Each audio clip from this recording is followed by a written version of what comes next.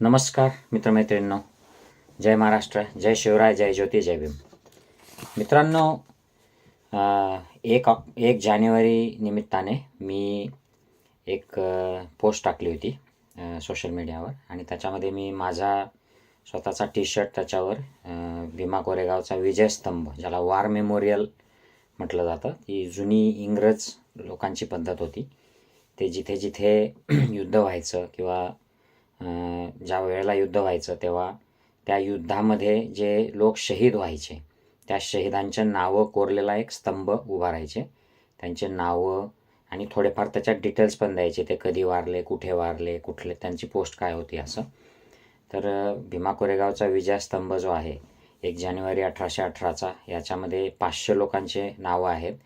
आणि याच्यामध्ये याला जरी महार सैन्य म्हणत असलं तरी हे महार सैन्य फक्त एक्सक्लुझिव्हली नव्हतं. याच्यात मेजॉरिटी महार होते. याच्यामध्ये राजपूत वगैरे इतर जातींचे देखील लोक त्यावेळेला होते. आणि हे ब्रिटिश ईस्ट इंडिया कंपनीची ही सैन्याची तुकडी होती, ज्यांनी पेशव्यांच्या सैन्याच्या तुकडीला हरवलं.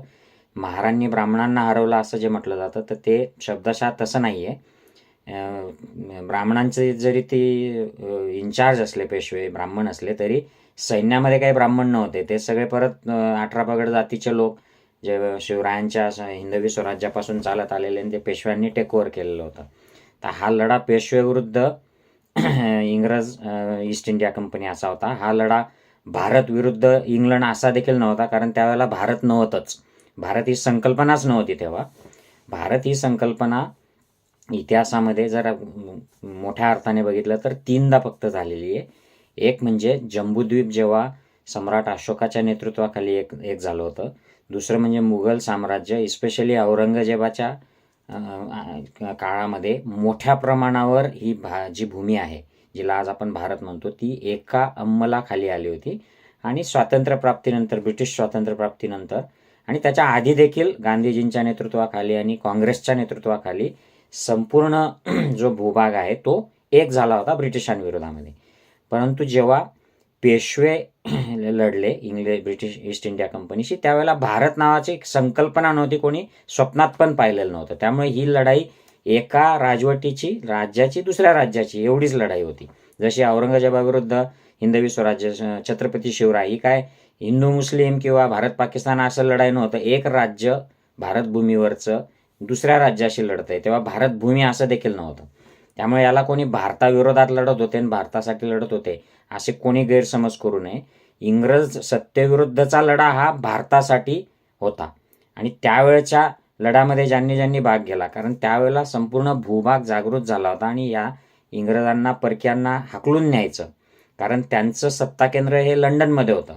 ते असं नव्हतं की इंग्रजांची सत्ता ही भारतातच त्यांचे इन्चार्ज आहेत आणि ते तिथेच राहतात आणि ते तिथलं घराणं चालवतंय, असं नव्हतं. इंग्रजांचं सत्ता केंद्र इंग्लंडमध्ये होतं, लंडनला, राणी, आणि तिथून ती चालवत होती. त्यामुळे ही परकीय सत्ता होती. भारतात असं फार क्वचितच झालंय की बाहेरचं सत्ता केंद्राने सत्ता चालवलेली आहे.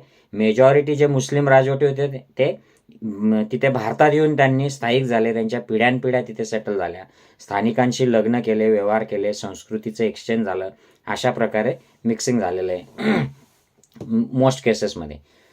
तर मूळ विषयावर येऊया की मी ही जी पोस्ट टाकली होती, याला खाली ट्विटरवर मेनली काही जे किडे असतात, मनुवादी किडे, भाजपचे IT सेलचे असतात, काही विशिष्ट आडनावाचे लोक असतात, ते नकारात्मक, अत्यंत अश्लील भाषेमध्ये वैयक्तिक टीका करणाऱ्या पोस्ट टाकतात. पण त्यातल्या 1-2 पोस्ट ज्या जाणवल्या की ही गद्दारी केली होती महारांनी आणि झाडू लावलेलं, गळ्यात मडकं घेतलेलं, अशा प्रकारच्या वगैरे त्यांनी फोटो टाकलेले आहेत. आणि असं तुच्छ पद्धतीने त्याच्यावर लिहिलेलं आहे की तो सैनिक सापडला, पेशव्यांविरुद्ध, ब्राह्मणांविरुद्ध लढणारा, असं तुच्छ लिहिलेलं आहे आणि गद्दार म्हटलेलं आहे त्या पोस्टमध्ये. तर त्याच्यावरून मला सुचलं की हे एक सण आत्ताशी कुठे साजरा करायला लागलेले आहेत.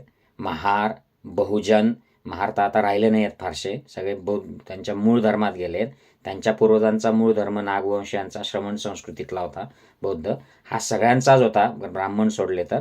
परंतु ते आता एकेकाला जागृती होते तसे ते जागे होत आहेत. तर यांना एक सण आत्ताशी कळला आहे की एक विजय आपण आपल्या लोकांनी हा पेशवेशाही नष्ट करण्यासाठी, ब्राह्मणशाही जी आधुनिक इतिहासाच्या काळामध्ये झाली ती नष्ट करण्यासाठी एक विजय आपल्याला मिळाला होता आणि तो आपण साजरा केला पाहिजे. आणि ते देखील त्यांच्या बापाने, आमच्या सगळ्या बापाने म्हणजे बाबासाहेब आंबेडकरांनी आम्हाला ते सांगितलं की हे असं असं इथे होतं, तुम्ही शूरवीर आहात, म्हणून ते त्याचा विजयोत्सव साजरा करतात. आता त्याला गालबोट लावण्याचा प्रयत्न याच मनुवादी सरकारने केला, त्याला बदनाम करायचा प्रयत्न केला, दंगली करवल्या आणि आता ते स्ट्रॉंग होतंय. आता त्याच्यात फक्त पूर्वीचे महार नाही, आता सगळेच सहभागी व्हायला लागलेत. आता ब्राह्मणांना पण नाईलाजाने शुभेच्छा द्याव्या लागतात.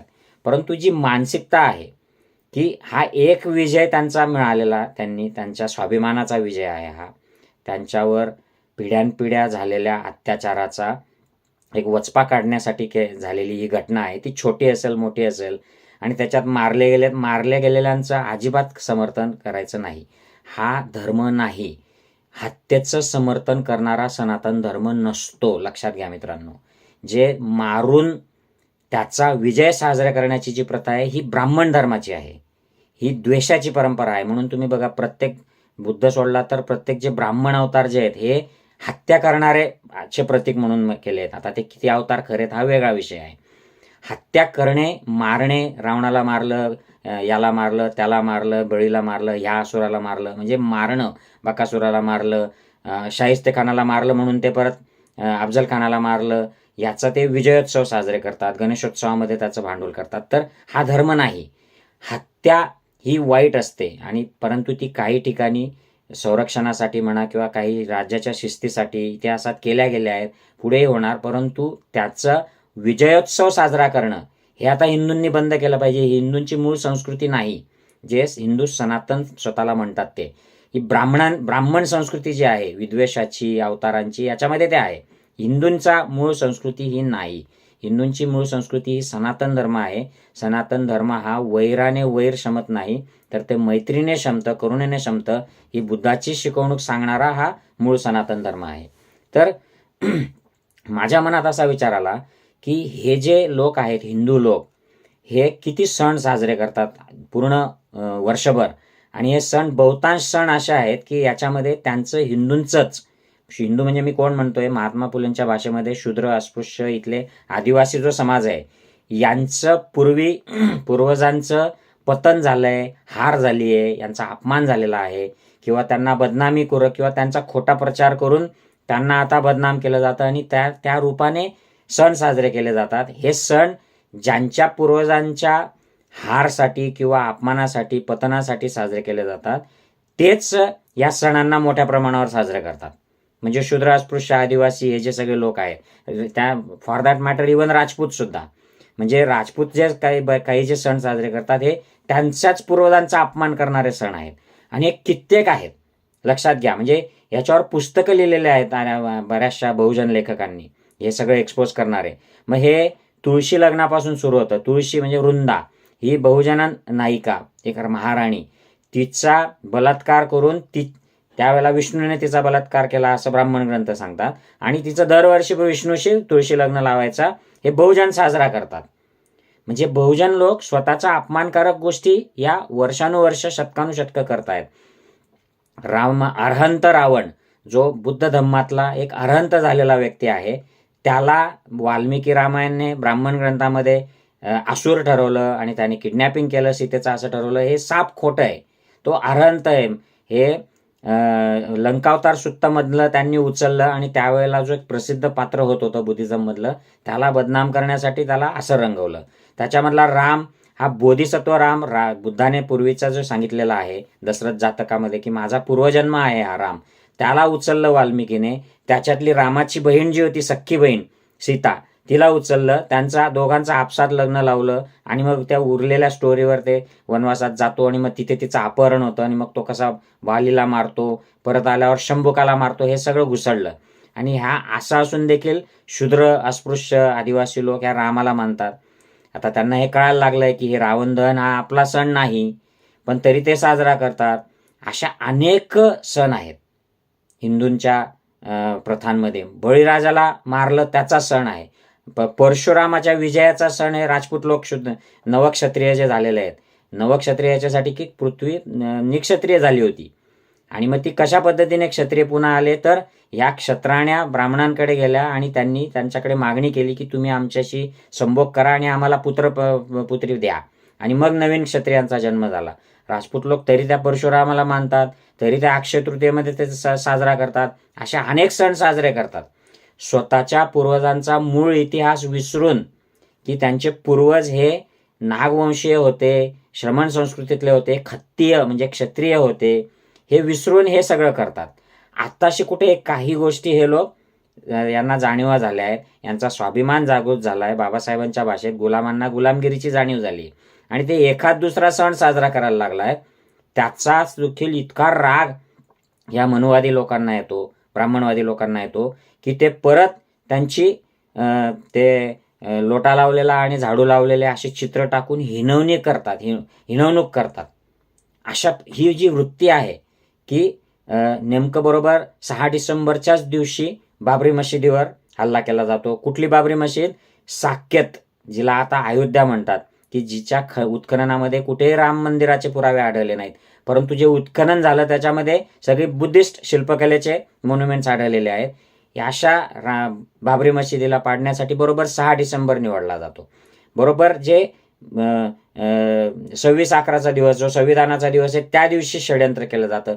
ह्या सगळ्या गोष्टी हे सगळे सहन करतात आणि हे एक फक्त साजरं करायला लागलाय. त्याचा इतका वचपाकाळ, कधी दंगली घडवतात, कधी भीमा कोरेगाव BK-16 म्हणून लोकांना जेलमध्ये टाकतात, तर कधी तुम्ही अशा प्रकारच्या पोस्ट करता, गद्दार म्हणता.